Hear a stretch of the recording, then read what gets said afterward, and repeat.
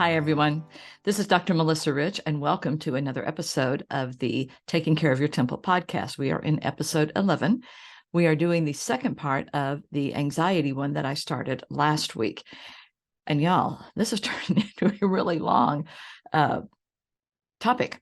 In fact, I've pretty much decided I'm going to do a part 3 because there is just so much on here, but it's such good stuff that I really want to make sure that I include things. So we're going to do episode 2, and then I think we will do, part 2, and then I think we'll do part 3 for anxiety, and I think that will be it. We'll see.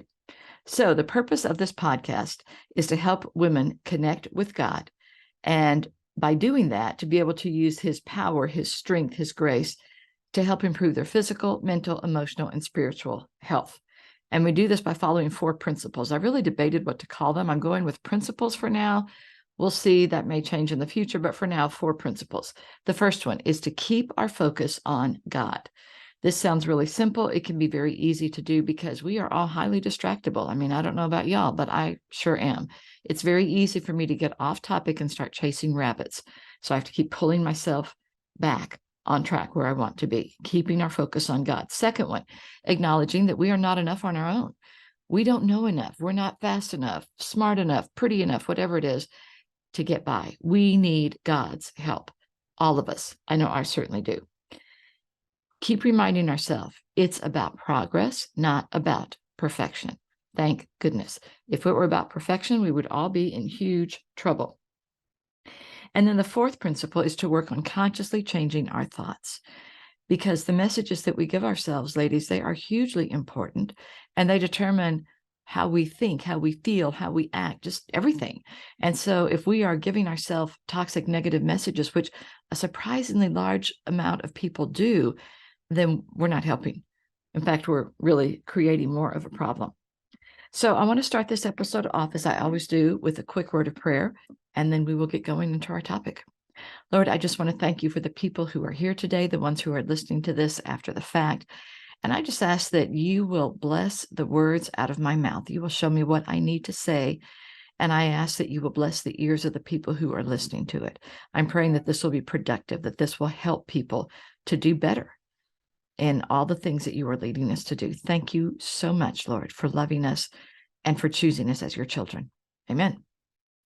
So my goal, as always, is to do this podcast on a weekly basis and to give you guys lots of tools and tips that will help you feel and function better.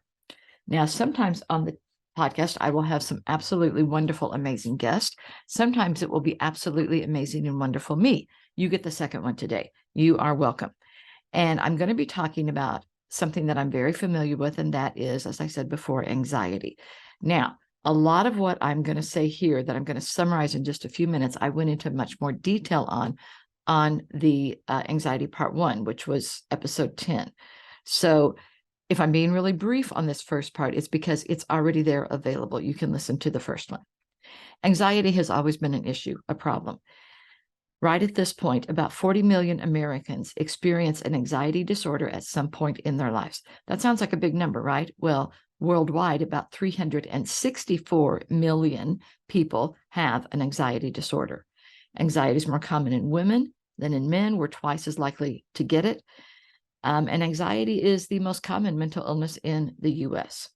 The thing that you really have to be careful of is if you have an anxiety disorder, you are more prone to also have depression. They are what is called comorbid. They exist together. The COVID-19 pandemic did not help anybody.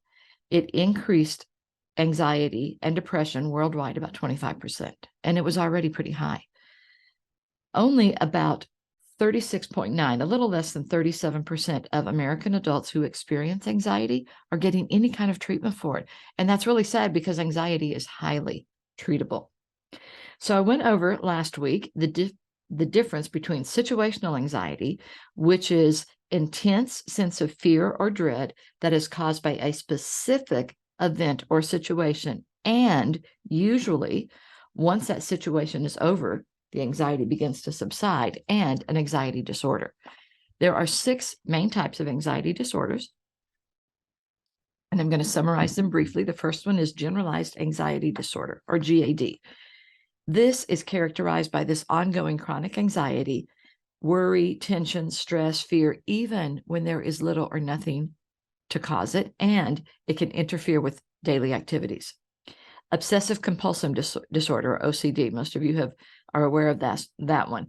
This is characterized by these recurrent unwanted thoughts or obsessions, and these repetitive behaviors are compulsions. And the thought is from the person suffering from this that those behaviors will make the thoughts either stop or just not even come. It doesn't work that way, but that's what one of the messages they give themselves. Panic disorder.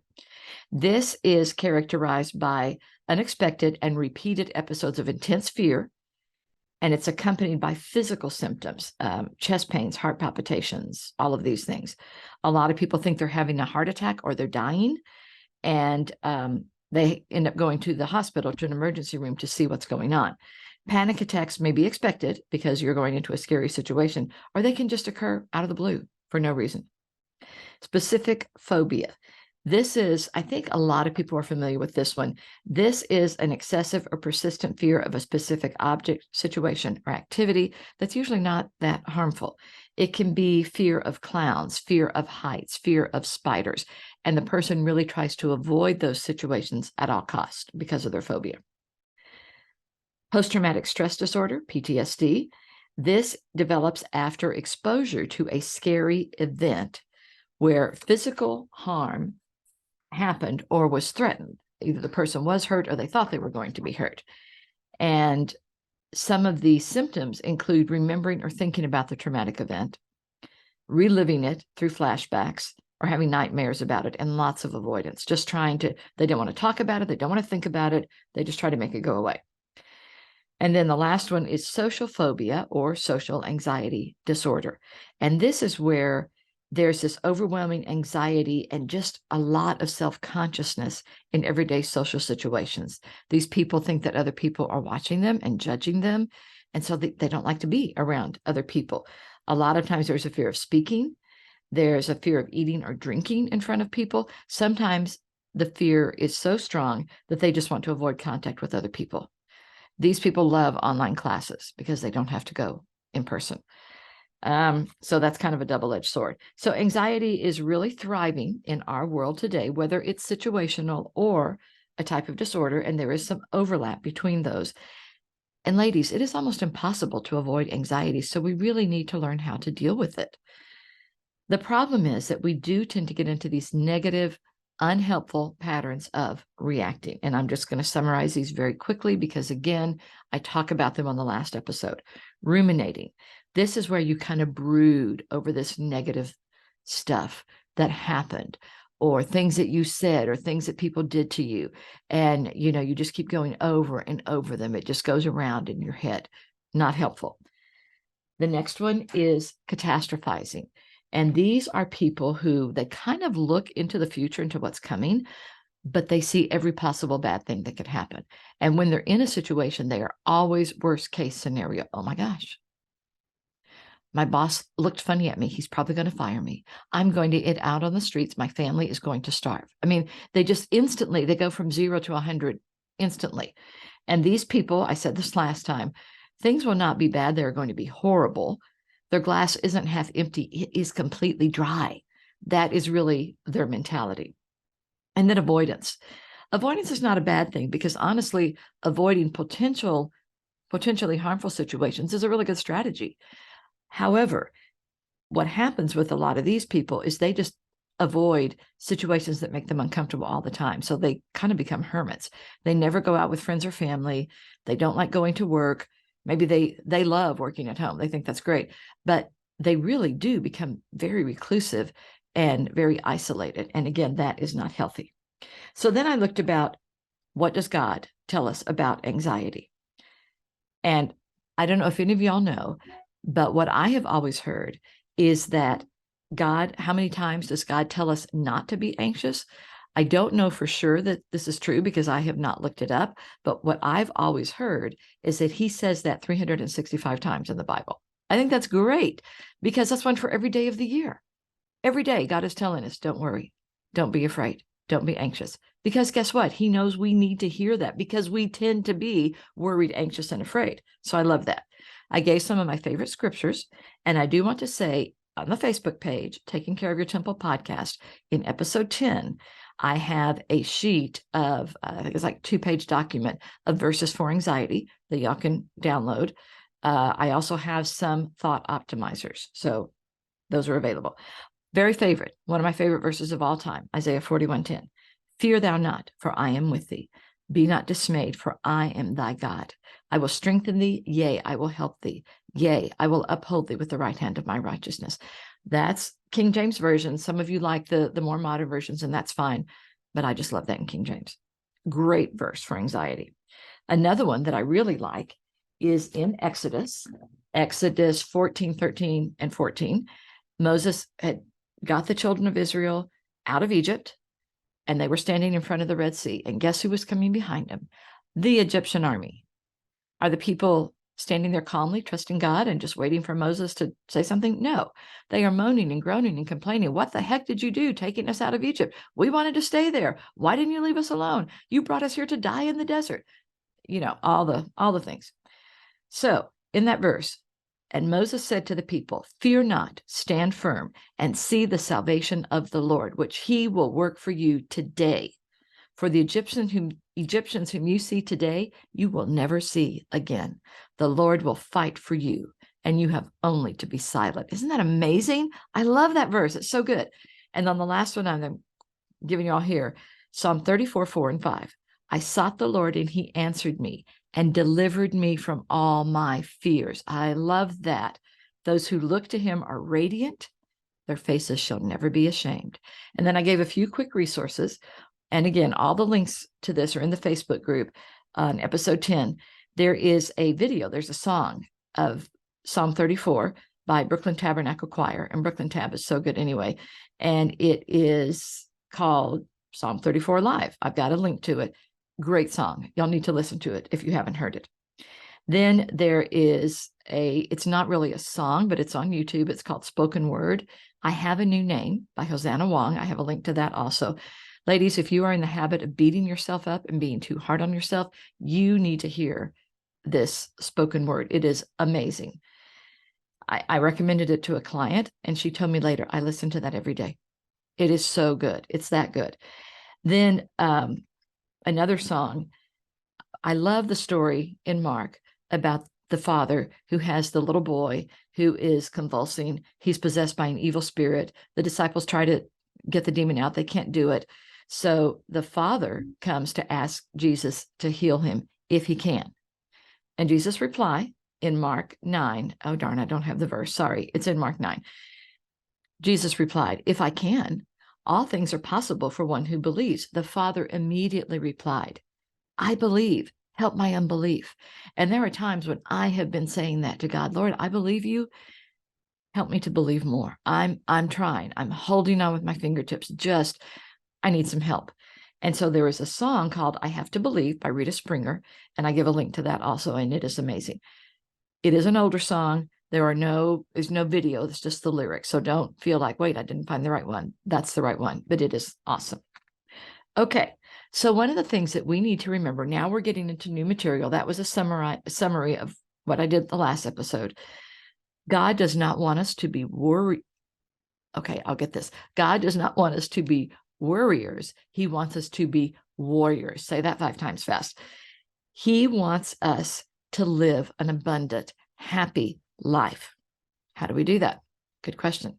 So I'm going to give you some suggestions. Again, these suggestions will also be in the Facebook page. Not all the stuff that I say about them, but the list will be. So we're going to start in.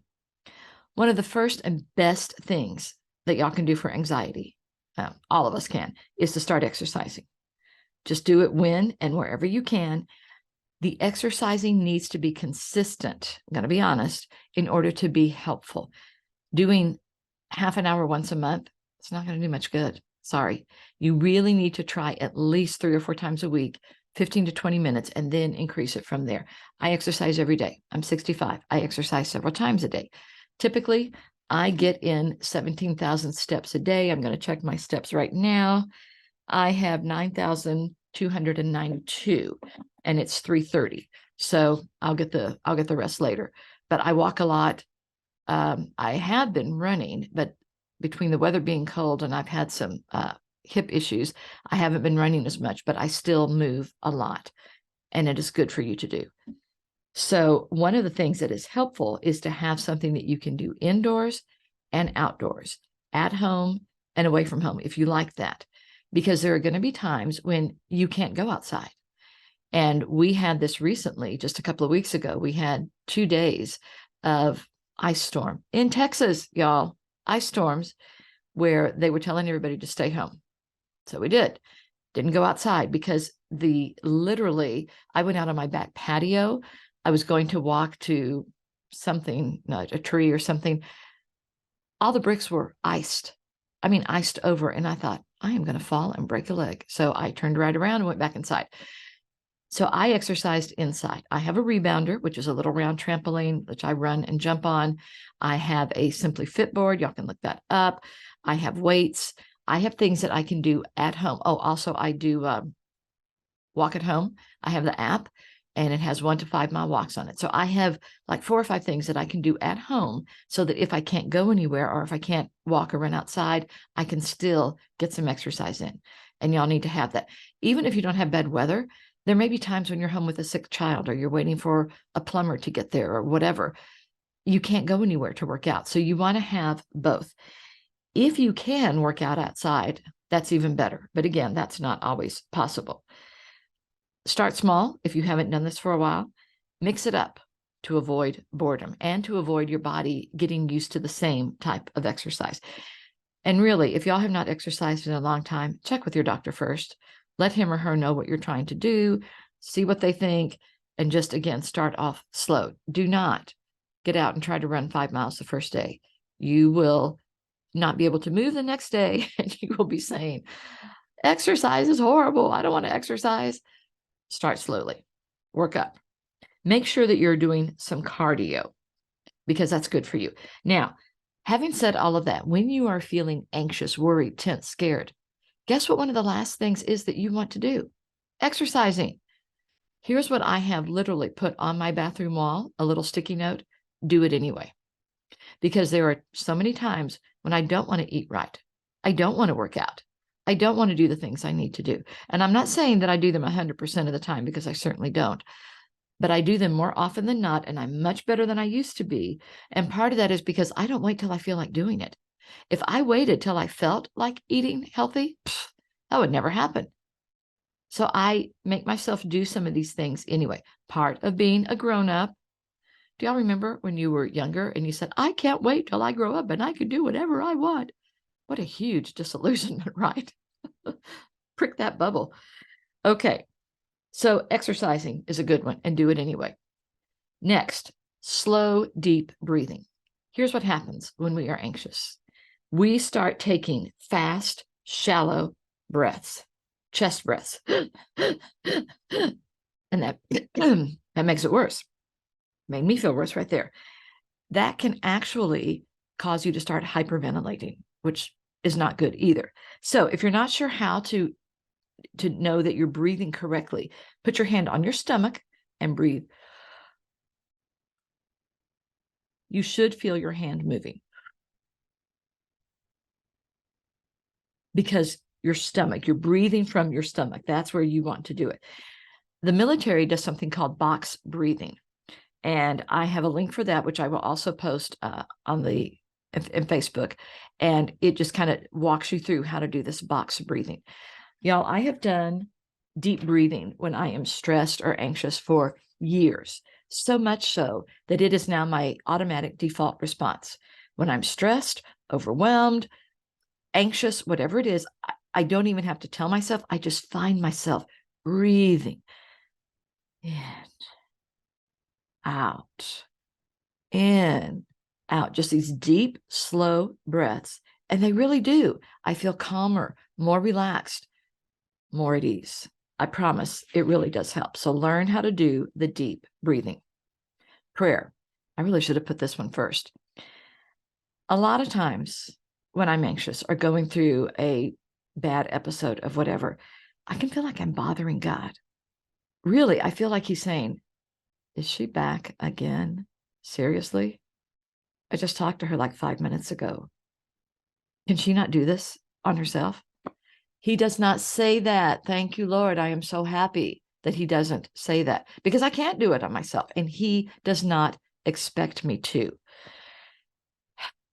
He wants us to come to him with our fears, worries, and concerns. So tell him how you feel. Tell him what's going on. Ask for help. Even if you do it repeatedly, keep asking. I have literally, ladies, had times where I am asking for help for like 30 times in an hour because I keep panicking. My thoughts keep going where I don't want them to go. And I literally have learned to pray, Lord, please redirect my thoughts. I keep going back to this situation, my work situation, this person's health, whatever it is. And then I get all this negativity going. It's not helpful. Help me to redirect my thoughts. And then I will start trying to praise him or pray or trust him or whatever it is. But a lot of times prayer is just my anchor. I'm praying like throughout my day. And again, God does not get tired of hearing from you. I promise he does not. So don't neglect that one. Journaling or talking it out.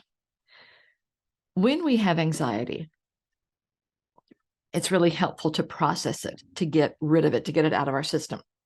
Some of us are better at writing things out. Some of us are better at talking. Whatever works for you is fine, but pick a method. Now, if you're going to journal, let me give you a few suggestions. Don't leave a journal lying around where everybody can read it because you may be putting some personal things in there. Also, I really suggest not journaling online because honestly, there is no online privacy. There just isn't.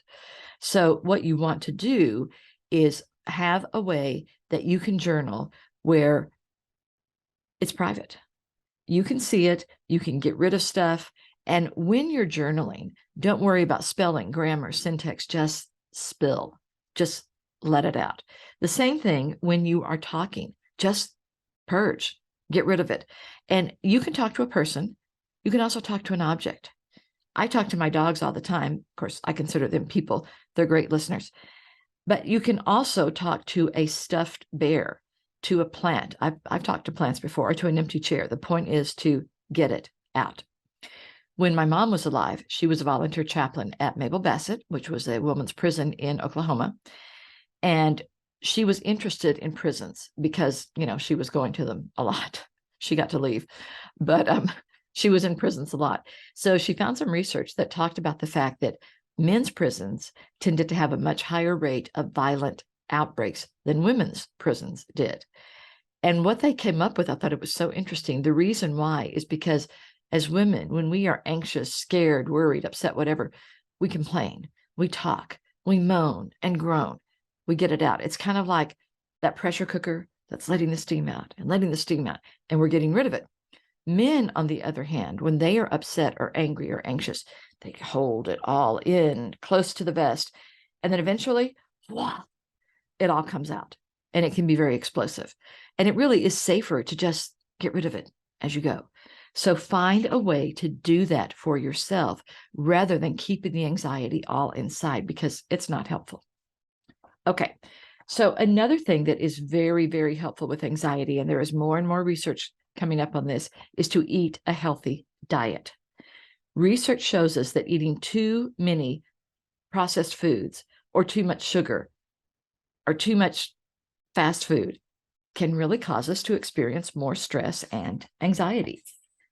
So the CDC says that only 1 in 10 adults get enough fruits or vegetables. 1 in 10, guys. That's not very many. As a result, we are missing out on essential vitamins, minerals, fiber that fruits and vegetables provide. They also talk about why this is happening. And one of the things they say is that, vegetables and fruits are expensive. There may not be limited availability. People may not live where they can get them. And the perceived lack of cooking preparation time can be barriers to eating enough fruits and vegetables. And I'm going to address this in just a minute. Then there was another study in environmental research and public health said that not getting enough fruits and vegetables can increase your risk of developing, an anxiety disorder. I'm not making this up. It really does happen. The American Heart Association recommends getting 4 to 5 servings of fruits and vegetables every day. It's a lot of fruits and vegetables, y'all. They found that there is a significant relationship between a low daily intake of fruits and vegetables and anxiety disorders. And they found that it's well established that fruits and vegetable intakes are associated with physical health. And now they're finding that eating enough fruits and vegetables also is related to mental and emotional health. So they're all related. So eating more plants is recommended as a way to lower anxiety. So what I do, and I recommend for a lot of people, is Juice Plus. These are plant food capsules. So they're very easy. There's no cooking or preparation time. You open the bottle, you put the capsules in your hand, and you swallow them. It's very easy. This bridges the gap. They say it bridges the gap between what you should be eating and what you actually are eating. And I totally get that. I've been on them for almost 2 years. I am healthier. I have more energy. I've lost weight. I have much better focus. And one of the things I realized just the other day, I have a lot fewer allergy attacks than I used to. I used to have major allergy attacks like once or twice a month during allergy season.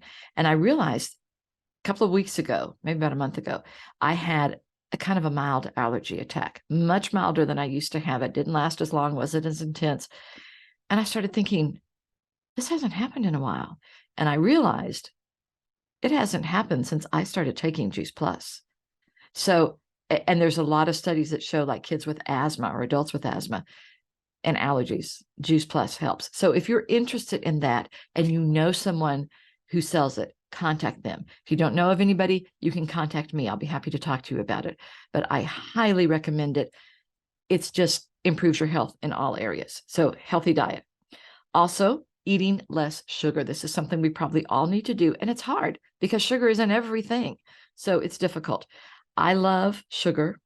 I love chocolate. I am a confirmed chocoholic. But one of the things that I've learned to do is I get the Andes mints, those little green thin mints, and then also the Three Musketeers, they're 1 inch square size. I think it's the fun size. I freeze the Three Musketeers. I don't freeze the Andes mints, but I will allow myself 2 in the evening after dinner, and I nibble. Now I have to nibble the Three Musketeers because they're frozen. And it can take me about 5 minutes to eat one because when I say nibble, I really mean it. So I have 10 minutes of eating chocolate and sugary sweet, and it feels so good and tastes so good, but I'm not getting that much. So that's one way that I do it. And that's so much better than a piece of cake or a couple of cookies or whatever. So you can find some ways like that. I also get some like frozen ice cream treats. I get the ones that are on a stick. And Halo Top is the brand that I get a lot of. There's a brownie fudge, I think. Anyway, so it's just one little like popsicle, and I'll only eat one. Whereas if I had to get a gallon of, half gallon of ice cream and just get half a cup, which is a serving, yeah, that's going to happen. So I like the ones that are already pre-wrapped. They're individual size servings. It makes it easier and they're good. An air fryer and a slow cooker can be your friends in helping you eat healthy because they cook the food without a lot of fat. You can also use a Instapot. I tried the Instapot, didn't really care for it that much, ended up giving it away. But a lot of people love it. Just something, though, that lets you cook easier and helps you to eat healthier foods. I love my air fryer. It is so great. I did discover I don't like catfish in it. I love catfish. I like catfish just broiled in the oven better. But almost everything else I love in my air fryer. And the slow cooker, I use my slow cooker all the time. It's great. Eat breakfast. A lot of people nowadays do not eat breakfast. They don't make the time. They feel like, it's not that big of a deal. It's a big deal. You will feel better if you eat breakfast. And a lot of people, we reverse it. They'll eat just a small breakfast, maybe a quick energy drink, medium-sized lunch, and a really big dinner. That is actually the reverse of what we should be doing. When we eat a really big dinner at night, what are we doing after that? We're going to bed. We're not exercising. We're not you losing any of that, using any of those calories. And then we don't always sleep as well because that big meal is just sitting in our stomach. What we need to do, y'all may have heard the verse, the little poem, eat breakfast like a king, lunch like a prince, and dinner like a pauper. That's what we need to do. And that's something I am working on still, is eating just a small dinner, soup, salad, just maybe some broiled fish and a salad or a vegetable, just something small. You're going to do better if you do that way. And also don't eat too late in the day. And sometimes you just can't avoid it. I mean, if you are running late and you don't get home until 8 o'clock, guess what? That's when you're going to eat dinner. So eat as healthy as you can and try to eat a smaller dinner and you'll do better. Okay. Another thing that can be very helpful in anxiety, lowering anxiety, is limiting your use of social media. Too much social media increases FOMO, fear of missing out, and feelings of inadequacy, isolation, and general dissatisfaction. Because you look at all your friends on social media, they're going on this fabulous vacations. They have this great new house. Their kids are doing wonderful. Well, come on. Nobody posts the bad stuff on social media. Of course, they're posting all the good stuff. And you can feel like you are suffering in comparison. So just don't look at it. It's really not good. And it does increase rates of anxiety. So instead of spending time on social media, read a book, play a game with your kids, go for a walk with your dog or your family, exercise, talk to a friend. There are a lot of really good things that you can do instead of being on social media that will make you feel better. And then along with that is to decrease your phone use and your screen time, just in general. Too much time in front of screens is associated with lower psychological well-being and increased levels of stress. It can also cause sleeplessness, which can create anxiety and stress. And this is hard because a lot of times for work, we are in front of screens all day. I am a lot because I spend a lot of time writing and recording. So when I get home, I'm so happy to not be in front of a computer. And on Sundays, I have gotten to where I don't get on my computer at all. I don't do social media. In fact, I have an email that I send out every Saturday. I kind of coordinate lunch for my ABF Adult Bible Fellowship. It's like Sunday school for my church. I'm in a group of ladies and I put a lunch together and I email people and let them know where we're going to be going and tell them, you can text me back and let me know if you're going to go. I always say, don't email me back because I usually send that Saturday afternoon and I tell them I'm not going to check email again until Monday. I just stay off and I love it. It's a great thing. Another thing that you can do to help lower your anxiety, change the messages you are giving yourself. Ladies, if you are constantly telling yourself that you're not measuring up, that you're not good enough, that you can't do whatever it is, that you'll never be able to do whatever, this is not good. It is not helping you. And this is something I talk about in every podcast episode. It is foundational. And y'all have probably heard the definition of insanity is doing the same thing over and over and expecting a different result. That's exactly what it is. You've got to change the messages you are giving to yourself if you want to start feeling better, less anxious, more confident, and calm. Okay, another one, get enough sleep. This is one that I shake my head at often because I really believe we are a nation of walking insomniacs and people take pride in it. Oh, I only got 4 hours of sleep last night. And I'm thinking, I don't want to drive where you're driving. People think that that's all they need. No, it's not. They may be functioning, but I can guarantee you they're not functioning well. And we are not meant to survive on that small amount of sleep. So one of the things that can help with this is to establish a regular bedtime routine, including turn off all your electronics at least an hour before bedtime and dim the lights. This really gives a signal to your brain that it's time to start slowing down, getting ready for bed. Take a warm bath or a shower. Make sure your bedroom is a comfortable temperature on the cooler side and dark. It's hard to sleep in a bedroom that's not dark, so you may need to get some extra curtains or something. I have a diffuser with lavender essential oil in my diffuser in my bedroom every night. And lavender is very calming. It helps you relax. Avoid too much caffeine or sugar later in the day. That will come back to bite you. don't have a TV in your bedroom, or a computer for that matter. Don't have those, and try to avoid working in your bedroom. Now, having said that, a lot of people work at home, and sometimes that's the only place you have to work. If that's the case for you, if your office is literally in your bedroom, maybe try to get a standing screen and just screen it off or something at night so you don't see it, because you literally want to establish your bedroom as a restful place. Okay. Next, in order to lower your levels of anxiety, try to nurture positive, supportive connections. Y'all may have heard the saying, there are no healthy hermits. I don't know who said it, or I would give credit, but it's totally true. God designed us to support each other. Proverbs 17:17. A friend is there to help in any situation, and relatives are born to share our troubles. That's the contemporary English version. Here's the thing. When we have anxiety, we tend to want to pull back. We want to go back into our cave and just isolate ourselves and not talk to anybody, not see anybody because it's too much effort. The problem is it doesn't help. So one of the things that is helpful is having these connections, but we are all so busy. It's really easy to neglect those relationships. When I was a family therapist, one of the things I would ask couples routinely who were having trouble is, what do you guys do for fun together? Would you like to know what the most common response was? It always made me laugh, but it was. I would get this blank stare. Fun? We're supposed to be having fun? Nobody told us that. And when I would ask them, like, okay, well, when is the last date night that you had? A lot of times they couldn't remember one. It was like, wait, 3 months? No, 5, 6. Was it 6 months? It was 6 months ago. That's not often enough.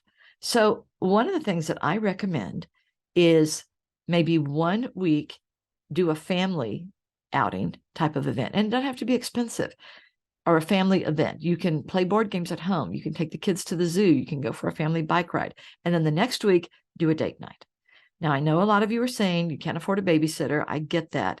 When my boys were little, we traded with our neighbors, Terry and Joni Stokes, because their oldest son, Will, is the same age as our oldest son. And so 1 week they would babysit for us. The next week we would babysit for them. And in the beginning, when the boys were little, we were counting the minutes until they got back. How long have they been gone?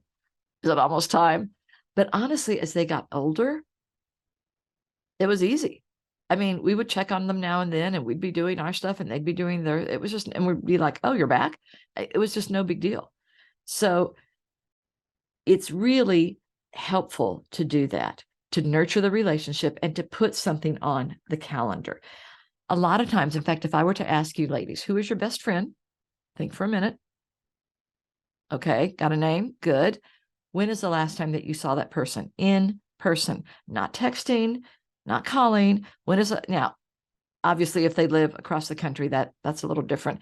But if it's somebody who lives close to you, it really is amazing how much time can go by before you actually spend time with them. So put something in the calendar.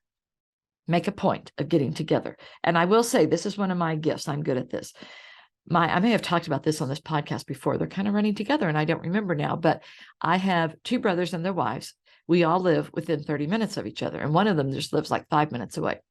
I realized a couple of years ago, we never saw each other, which is sad. So being the oldest, I jumped in, took charge, said, okay, we're going to do a monthly family lunch. We do it on Saturdays. We put it in the calendar. And when we get to one lunch, the first thing we do is we pull out phones and we set up the next one. We set up the date. Sometimes we even set up the place. Other times we'll leave the place for later. But we get it in our calendar. And that has really helped us stay connected. So don't be afraid. You don't have to be spontaneous. It is okay. All right. Next, spend some time in nature. This is one of my favorite things. Natural lights, trees, bushes, grass, green things, fresh air, and water is all so good for you. Being outside can improve your memory. It can lower your stress hormones, therefore anxiety. It decreases anxiety and depression. It can help you relax. Some great places to do this are the beach, mountains, a lake. a park or a nature reserve, a garden, a walking trail, or some type of campground where you can be out with your family. So one of the newest things in being outside, it's been the last couple of years, is called forest bathing. And this originated in Japan. Now, I'm going to be real honest here. When I first heard it, honestly, the picture that came to my mind is a bunch of naked people running through the forest. That's what I thought it was. That's not it. I didn't know.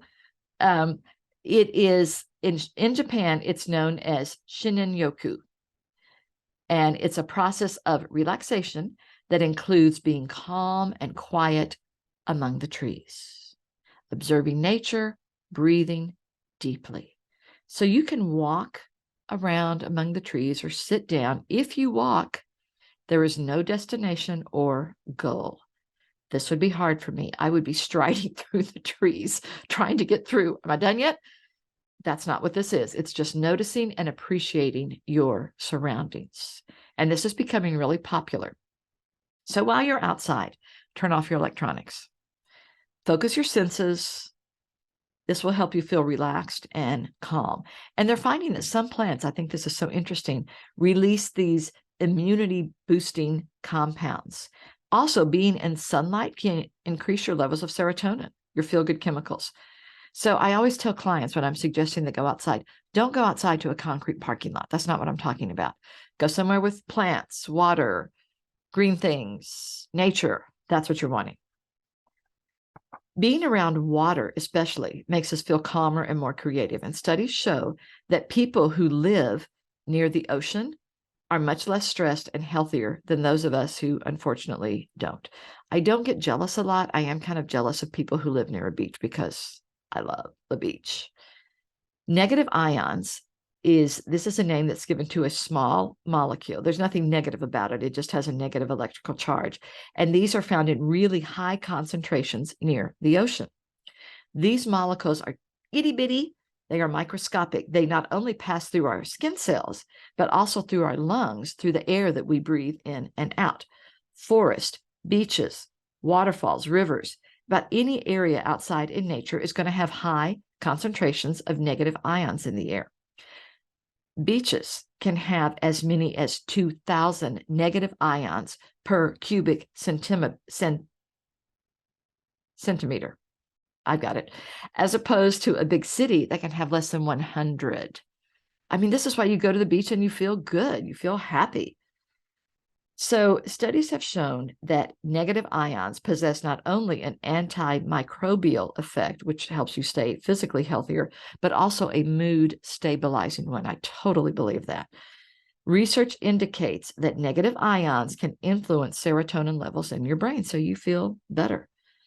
Also, when we go outside, our heart rate, our blood pressure decrease. Our anxiety and stress drastically go down. Our mood improves. Our feelings of happiness and well-being increase. So try to go outside every day. My happy place is a beach. Any beach, by an ocean, I'm a happy girl. I walk in the sand. I like to get about up into my ankles in the water. And I can just feel everything inside me calming down. I love it. I love Waco, but there's no beach. Wish there were, but oh well. Anyway, it's good. Another one that can really help your anxiety level is to touch or cuddle. Some of y'all are going to love this one. When we touch someone, holding hands, hugging, or cuddling, our bodies release dopamine, oxytocin, and serotonin. These are the feel-good chemicals of our bodies. So after we touch or snuggle, we feel happy, calm, relaxed. Our levels of anxiety, stress, and depression are lowered. Research shows, I love this, hugging or cuddling for more than 6 seconds releases maximum amounts of serotonin or oxytocin. 6 seconds. Come on, y'all. You can find someone to hug for 6 seconds. Oxytocin is sometimes called the cuddle hormone, and it's produced when we are physically affectionate. It produces those warm, fuzzy feelings that we get. Cuddling can also improve your immune system, reduce stress, improve relationships. This is an oldie, but a goodie. The Five Love Languages book by Gary Chapman. Touch is one of the languages. And for a lot of people, it's really important. And this is a great way for babies and new moms to bond. I remember when my boys, who are now in their 30s, were babies. There's something about a baby. You just want to touch and cuddle them, and you feel so good afterwards. Next one is pets. I like having the pets following the touching and cuddling because there's a lot of the same benefits there. Petting a dog or a cat lowers our stress hormone, cortisol, while increasing levels of oxytocin and endorphins. And those are hormones that decrease pain and stress. Again, they make us feel good. Petting our fur baby also helps them bond with us, and it has a calming effect on them. It decreases stress and pain, and it releases endorphins in them as well. One of my dogs is Bugs. He's a Boston Terrier. He's now my old man. He's in his 80s in doggy years. Can't see very well, can't hear very well, so it's not as much of a problem now. But when he was younger, he was terrified of thunderstorms, terrified. And when there was thunder and lightning going on, he would just be shaking. You could just see him. He felt so bad for him. So we learned that we would just pick him up and just put our arms around him and hold him and then just be stroking him. And it would calm him down. It was helpful for him and it was helpful for me. So it was a good thing. 84% of PTSD patients, when they were paired with a service dog, reported a significant reduction in their symptoms. And listen to this, 40% were able to reduce their meds. That's amazing. I mean, that is a big, big number. So having a dog can also increase your physical activity because you should be walking your dog every day. And it boosts your heart health. The American Heart Association released a report endorsing dog ownership as a way to ward off cardiovascular disease. I think that's very cool. Cats or dogs can ease loneliness and depression, increase self-esteem. It can boost brain activity in your frontal cortex. That's the part of your brain that controls attention, working memory, problem-solving, thinking, and emotional reactions. So it is just good all the way around. It's a good activity. Okay, I thought this was going to be a two-parter until I started writing. And then I discovered, man, there's a lot on anxiety. So we're going to do part 3 next week. That should really be it. Now, again, I've got some thought optimizers in anxiety. I think it's Anxiety Antidote Part 1 in the Facebook group. But I'm going to give you a couple here just so you can kind of know what I'm talking about when I talk about changing your thoughts. So telling yourself things like, if I become anxious or worried about my situation, I try to find humor in it and lighten up. Another one, God made me special. I am bold, brave, and fearless. Even if you're not feeling that way, tell yourself that enough and you will become that. Next, I am letting go of mistakes and hurts from my past. I'm healing and improving every day. Those are all great things to tell yourself to change your mindset and how you feel. Okay, I also have verses for anxiety in the Facebook group. I talked about that last week. And now I'm going to talk about some fun facts on Waco, which is one of my favorite things to do. Waco has a lot of tours. There's a lot of things worth seeing. I'm going to tell you just about a few of them. There's more that I will be talking about in the future. One is the Balcones Distillery. This is an award-winning craft distillery. They have won over 40 internationally recognized awards. Now, I don't drink alcohol, so I don't care about that, but I've toured the distillery. It's fascinating. It's just so interesting to see what they're doing, how they're doing it. It's very cool. Next one is the Black Oak Art Studio. I've been talking for a while. And it is a ceramic pottery studio. There are lessons, there are workshops, there are tours. They make customized dishware. And it's a group of artists. They create these handmade custom pieces. Every piece that you get is unique, and you can commission pieces for yourself. Next is Blue Duck Scooters. They call it micromobility, I think, Southern style. They specialize in getting you around, especially the last mile of your trip. These are fun, convenient, and it is a green way to travel. Very cool. The last one that I'm talking about today is the Brazos Bluffs Stables. You can book a horseback ride or you can stay at the Brazos Bluff Ranch. It's located on the Balcones Fault, which is the largest fault line in Texas, and the Brazos River. I probably will not do this one because horses scare me a bit. They're very big. So I admire them from afar, and then I think we're both happier that way. But some of y'all like to ride, so you might really like this. Okay. So, along with this podcast and Waco Hypnosis Center, I do public speaking. If you're interested in having me for an event, you can contact me through my website at drmelissarich.com, or you can email me at info@drmelissarich.com.